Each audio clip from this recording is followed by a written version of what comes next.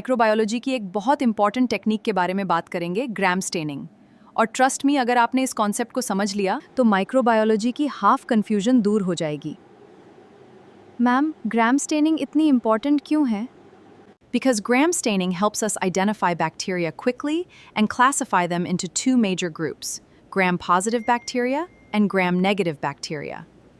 Gram staining is a differential staining technique developed in 1884. It differentiates bacteria based on the structure of their cell wall. So basically, bacteria का fashion sense नहीं, उनकी cell wall decide करती है कि वो कौन से colour के दिखेंगे। Exactly, although microbiologists secretly enjoy the bacterial fashion show too. Gram-positive bacteria have a thick peptidoglycan layer, which retains the primary stain, making them appear purple under the microscope. On the other hand, gram-negative bacteria have a thin peptidoglycan layer along with an outer membrane. During decolorization, they lose the primary stain and later take up the counterstain, appearing pink.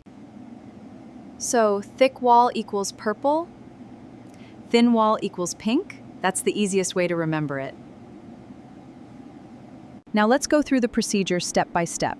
First, we apply crystal violet to the bacterial smear for about 1 minute. At this stage, all bacteria become purple.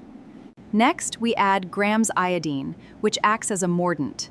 It forms a crystal violet iodine complex, trapping the stain inside the bacterial cells.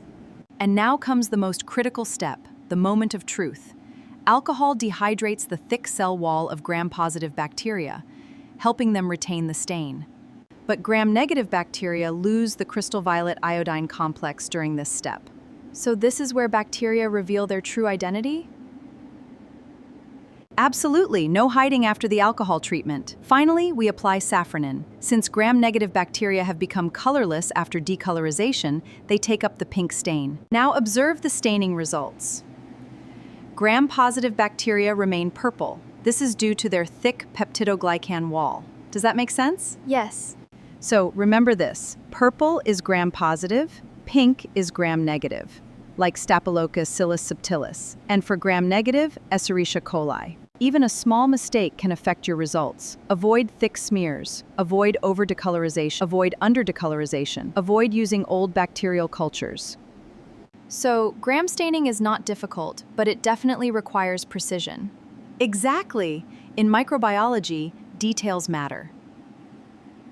Let's summarize today's class. We use crystal violet, iodine, alcohol, and safranin. Purple means gram-positive, and pink means gram-negative. If this video helped you understand gram staining, don't forget to like, share, and subscribe. Microbiology is not about mugging up facts, it's about understanding the invisible world around us. See you in the next class.